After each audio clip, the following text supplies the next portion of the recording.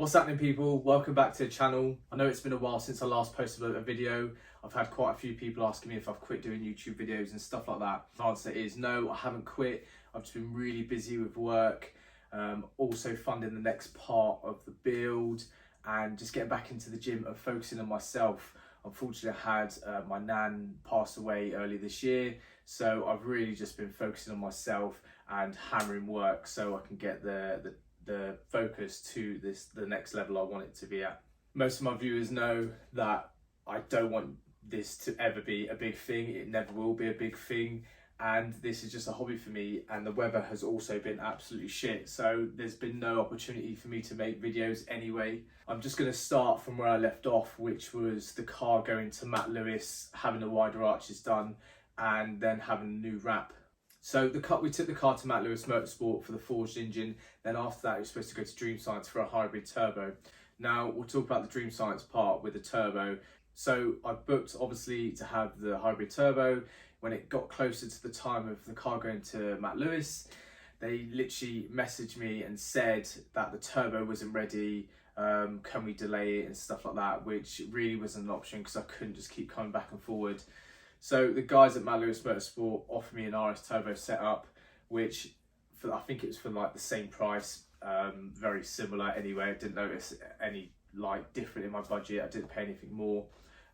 So we went for the RS Turbo setup. Alongside that, we scrapped the block mod off. They offered me a good deal on a linered block, so we went for that as well, which is really handy because now we're going for even more power. The Revo Stage 4 Plus setup was absolutely mega. I was so gassed driving it. It was just mint. It had that aggressive feel.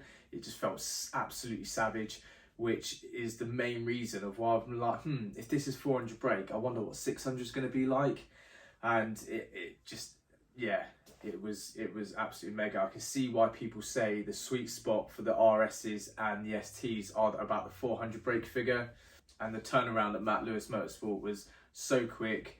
And yeah, just the attention to detail was just something you can't put a price on because the car has run faultlessly ever since. After Matt Lewis Motorsport, the car went to Age Fiberglass where it had the wider arches done. For me, that was one of the biggest things to have done purely because it really tied in the RS spoiler and the roof scoop and the WRC front bumper. Obviously, we went for the WRC rear bumper also, but it just looks so fucking good with the wider arches. It's just in your face and it just turns heads, and I absolutely love it. Age was mint. Age had the car for about 5 weeks, and when I picked it up, oh man, it looked awesome. It looked so plain because of having no vinyl or wrap, but yeah, it looked fucking awesome. It really, and even the alloys, like the Turbo Max, because I had the Team Dynamics at the time as well. I was thinking, do I scrap off the Turbo Max for the Team Dynamics, because I really personally didn't feel like the Turbo Max suited the standard arches, the standard body of the Focus. So yeah, they were very close to going, but once the arches were on and the WRC rear bumper, man, it just all tied together and it looked fucking awesome.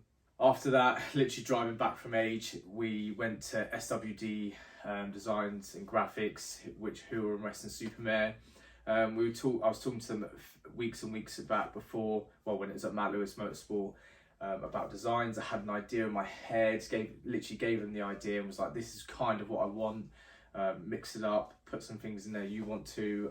I just want that kind of rally type feel to the car. And they absolutely smashed it. Went to pick it up before going for my track day at Donington, and yeah, it just looks so good. I absolutely fucking love it. It's really just everything, that wrap just tied everything even more so together. So if you ever need some graphics doing, a wrap, definitely hit them up. Really well priced, and they're another company where the attention to detail is something you cannot put a price on. Definitely stick with people like that because they will help you build your dream car or help you hit your goals. Also last year, just before the track day, we put a KAE short shifter in. Massive change from like the Auto Specialist one you can just get. It's a very Marmite mod, but if you can get along with it, I would definitely recommend paying out the money for it. I actually got mine off a friend at a very good price, absolute fucking steal, but definitely what I would pay full whack. After the track day and after Ford Fair, I was on the phone to Rory and saying that I've really wanted to take the Focus to the next level in terms of power. I said I wanted about the 600 brake figure, so there was talk of going for the 3076 Gen 2 Garrett, which Rory said you would literally hit about 550. Then there was talks of going for the G3660, which was roughly about the same figure. You'd hit about 580, 600. So in the end, talking about it and wanting to keep the turbo not to have much lag, Rory said, well, why don't you go for the same turbo setup as me, the G3770, which made total sense. He said you're guaranteed to hit 600 plus with that. Also, a bigger thing for me is I always said if I wanted to go for a big turbo setup, I didn't want it hidden away down behind the engine. So we went for a sidewinder manifold, and we're having the Screamer come out the bonnet because why not? We might as well just go all out. So yeah, that's what we're doing. Rory was absolutely against it, moaning, you're not going to go on track days and you're a fucking fanny and all this bullshit. But no, we're going for that. Along that, we're going for the ECU Master digital dash, having little devil's gauges absolutely fucking everywhere in the car. It's literally going to be hard to drive at night. So we're also adding the Cybex ECU management as well. You can't push any more than 400 plus brake out of a front wheel drive car and not have a standalone ECU. So that's going in there. I really can't wait to feel how it handles the power through the front wheels with that system. Also flat foot shifting and anti-lag, that's all going on. I just, yeah, can't wait to experience it, to be honest.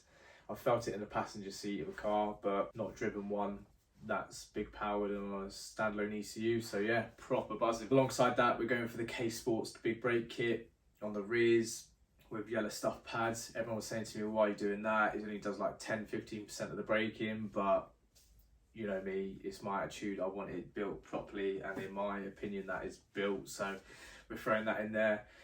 We've finally got round to fitting the front and rear anti-roll bars from White Line and the anti-lift kit.